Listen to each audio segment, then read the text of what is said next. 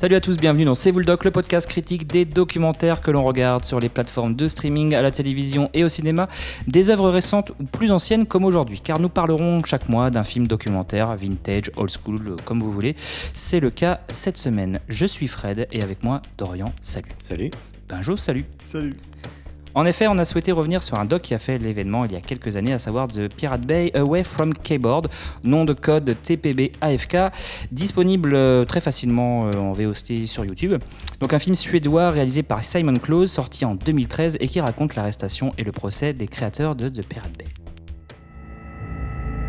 The major motion picture studios lost an estimated $6.1 billion to piracy. USAs regering hotade Sverige med handelssanktioner om inte fildelningssajter som The Pirate Bay We stoppades. applaud the Swedish authorities for doing that. This was an important site for us to get. Imorgon så startar rättegången mot grundarna av fildelningssajten Pirate Bay.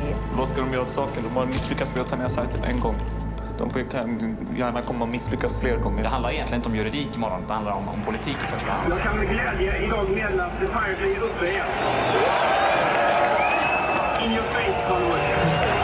Les créateurs de The Pirate Bay que l'on suit durant le procès, leur soirée, leur interview à la presse, on découvre aussi des lieux improbables d'hébergement de leurs serveurs, donc une plongée chez des pirates plus ou moins recommandables. Dorian, c'est un documentaire qui t'avait marqué.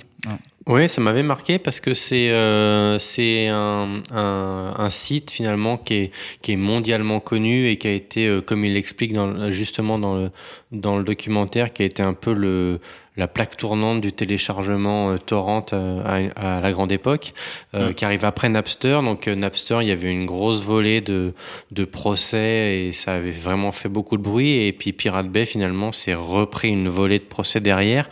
Et d'ailleurs, c'est un procès qu'on suit qui est commandité par une organisation de plusieurs producteurs hollywoodiens et musicaux et cinématographiques. Et du coup, on voit bien l'incompréhension de l'État suédois du domaine, en fait. Ce qui est le cas en France, ce qui est le cas dans beaucoup de pays, où les juges sont complètement en décalage technique vis-à-vis de ce qu'ils doivent juger. Et pendant tout le documentaire, on se rend compte qu'ils comprennent pas bien ce qui se passe. Ils mélangent les prix de l'argent qui est généré par le site. Ils sont complètement largués et ils essaient de faire confiance à des gens qui, on l'apprend après coup, étaient plus ou moins dans la magouille. En fait, ils étaient juges et partis en même temps. Et finalement, c'est un procès de 3 personnes qui est un procès plus politique. Tout à fait. que vraiment lié à un problème quelconque de droit, parce que les droits, finalement, on n'en parle pas tant que ça. On parle plus... C'est ce qui emmène le procès, finalement. Mais au bout du compte, on n'en parle pas, quoi. C'était pas le propos du tout, quoi. Et du coup, les 3 protagonistes, c'est 3 jeunes qui ont rêvé de gérer un site web d'envergure, et ceux qu'ils ont réussi à faire. Et quand le procès arrive, ils savent pas quoi faire. Il y en a qui se barrent à l'étranger, ils sont complètement perdus. Et puis finalement, ils prennent cher pour tout le monde. Ouais. C'est un peu ça. Ouais. Majo ? Moi, c'est un documentaire qui m'a marqué, que je ne connaissais pas. Enfin, c'est en discutant avec Dorian, qui nous l'a conseillé, que je suis allé voir ça. Et effectivement, pour n'importe qui a utilisé un ordinateur, un site de torrent, voilà. N'importe qui a un oncle américain. Je préfère. Voilà, ça connaît The Pirate Bay, finalement. Bien sûr. C'est un truc qui est, effectivement, comme tu disais, c'est mondialement connu, mais on sait pas forcément ce qui s'est passé derrière. Et puis de découvrir que finalement, c'est que 3 personnes qui gèrent ça, et finalement tout ce que ça a remis aussi un petit peu en cause. L'industrie complète. Voilà, l'industrie, ça a remis en cause des idéologies, des industries, des histoires de droit. Finalement, tout le monde, personne comprend ce que ça veut dire. Qu'est-ce que ça implique, cette histoire d'internet et tout. Enfin, on a vraiment l'impression, et ils le disent dans le reportage, d'être un conflit aussi de générations. Bien sûr. Ouais. Et c'est ça il y a plein de trucs qui est assez intéressant. Bon, c'est un reportage qui est pas du tout flatteur. Par exemple, quand on avait parlé de The Great Hack, qui était un peu dans la même, bien sûr, dans la même veine, qui essayait d'être assez flatteur pour certains des protagonistes et tout ça. Là, il y a à aucun moment c'est flatteur pour qui que ce soit. Il n'y a pas de filtre. C'est vrai. Voilà, on apprend plein de trucs. On apprend qu'ils sont à moitié sans qu'ils s'en rendent trop compte, ils se sont retrouvés mêlés à des trucs néo-nazis, machin. Bien sûr, Que finalement ils s'aiment pas tant que ça, que c'était des potes à la base mais ils se connaissent pas trop, enfin c'est juste des gros nerds qui étaient plus intéressés par l'aspect technique de gérer un truc énorme et qui se retrouvaient avec un truc complètement fou qui les a dépassés, quoi. Voilà, qui les a dépassés. Et finalement ça remet en cause plein de trucs et c'est ça que j'ai trouvé vraiment intéressant dans le reportage. En plus de le voir maintenant après coup, ça a du sens. Voilà. De voir que finalement c'est peut-être ça qui a amené aussi tout ce qui était les sites de streaming. Mais ils en parlent à un moment qu'ils posent la question, il faudrait peut-être trouver un nouveau modèle économique et en fait il est arrivé aujourd'hui. Je sais pas s'il est vraiment meilleur pour les artistes, mais bon. Mais c'est vrai de le voir avec le recul aujourd'hui, c'est très intéressant quoi. Parce qu'on voit justement ce qui a amené à Netflix, à Spotify, etc. quoi. Mais c'est ça qui est cool dans le reportage. Après voilà, si vous voulez un truc sensationnel, c'est un peu technique aussi, quoi. C'est un peu technique dans ce qui se passe, mais bon, j'ai appris des termes cool et puis c'est pas dénué d'humour en même temps. À un moment donné, moi il y a un truc qui m'a vraiment fait rire. C'est un des fondateurs du site qui essaye de décrire ce qu'ils font et qui dit nous ce qu'on fait c'est du crime désorganisé. Oui, c'est vrai. C'est une bonne punchline. Voilà. Et moi, ça m'a fait marrer. Et ça m'a tenu au moins 20 minutes. J'ai bien aimé aussi. C'est vraiment un trio très particulier que l'on suit là, les trois membres de Pirate Bay. Mais on a l'impression qu'ils n'ont pas tous aussi la même ambition, quoi. Ils sont très différents. Il y en a un, effectivement, son but c'est l'exploit technique d'administrer un tel serveur, en fait.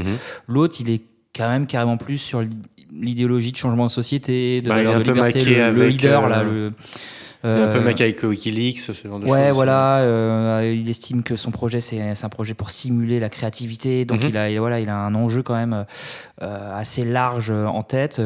Donc, c'est aussi intéressant de voir à quel point les mecs sont très différents, en fait, et ne font pas tout cela pour les mêmes raisons.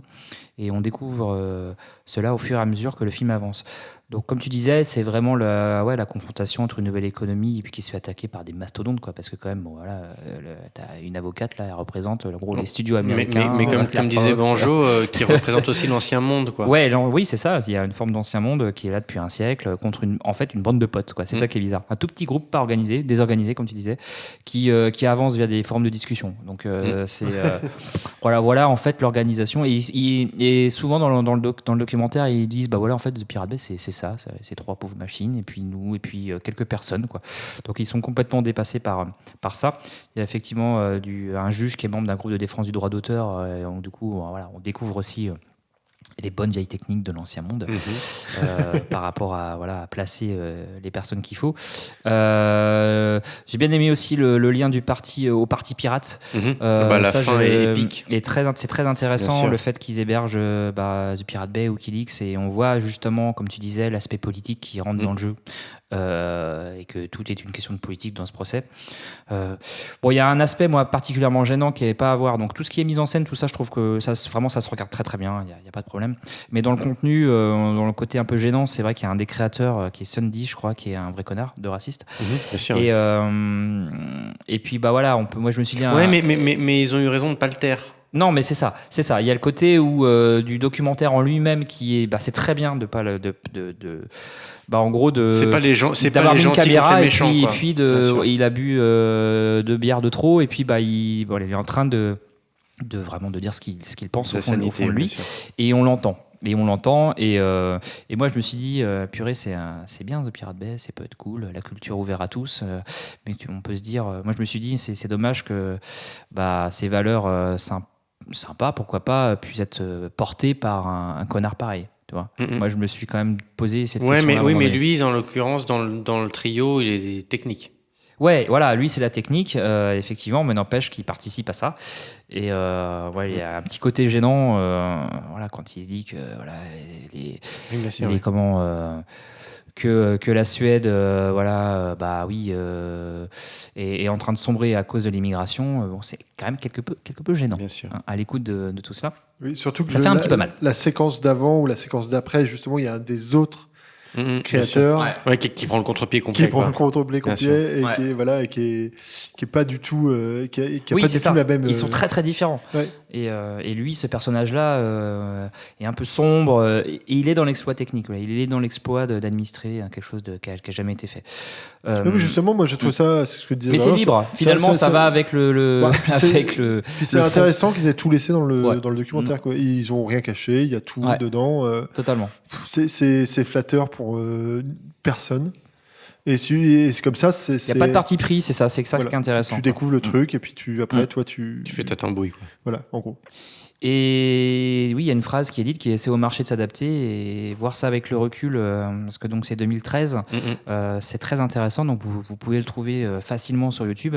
Et est-ce que finalement les grands films culturels comme Spotify, Disney, Netflix n'ont pas gagné en trouvant un modèle payant pour contrer le téléchargement illégal? Moi, c'est la question que je me suis posée à la fin. Est-ce qu'ils ont contribué à ça Est-ce qu'ils ont trouvé justement la faille pour y arriver Ça, c'est à chacun de faire son idée. Mais très belle phrase, Dorian. Oui, non, mais là, si on part dedans, on en a pour des heures. Oui, là, c'est vrai que si on sort du documentaire en lui-même, mais c'est bien parce que ça montre justement l'adaptation de l'industrie à cela. Et moi, j'ai quand même l'impression qu'ils ont trouvé un peu la faille et que tous les mois, il y a un nouveau projet. Il y a Disney dans quelques semaines, il y a Apple TV, j'ai encore vu aujourd'hui le streaming de NBC. Et en fait, les gars, ils ont compris. On met des abonnements mensuels à très bas prix et puis ça marche. Et tu crois qu'avec ça en concurrence... IGTorrent ou Pirate Bay je sais pas, mais je pense qu'ils gagnent de l'argent quand même avec ça, du coup. Alors qu'avant, ils en gagnaient pas du tout. Donc, en tout cas, un doc à voir et à revoir que l'on vous conseille. On avait parlé de The Great Hack, et il y a aussi un pont à faire avec, carrément, comme tu disais. Et paradoxalement, il y a quand même pas mal d'années entre les deux, et je trouve qu'ils vont bien ensemble. Ils vont carrément bien ensemble. À voir à la suite, il n'y a pas de problème. On va s'arrêter là-dessus. Vous pouvez retrouver notre émission, c'est vous le doc, sur vos plateformes, non pas de streaming encore. On n'est pas encore sur Netflix. Non. Ils sont pas encore mis les podcasts en ligne. Sur iTunes Podcast, on est en train de dire c'est trop pourri l'industrie, et on est sur iTunes Podcast, quoi. Génial. Et sur Spotify. Il n'y a pas comme un petit décalage, il n'y a pas comme un petit problème, là, les gars. Là, je me rends compte que j'ai l'air un peu con. Et donc, vous pouvez nous trouver sur effectivement les podcasts habituels. Sur Twitter, Twitter qui est une petite entreprise, je crois, qui démarre. Petite PME. C'est vous le doc. Et puis voilà pour la oldies du mois. On se retrouvera la prochaine fois parce qu'on a une petite idée. Il y a un documentaire qui nous a marqué, notamment qui parle d'un certain Arnold. Voilà. Je pense qu'on va on va rester là-dessus sur le teaser. Et on se dit à bientôt pour une nouvelle émission de C'est vous le doc. Salut. Salut.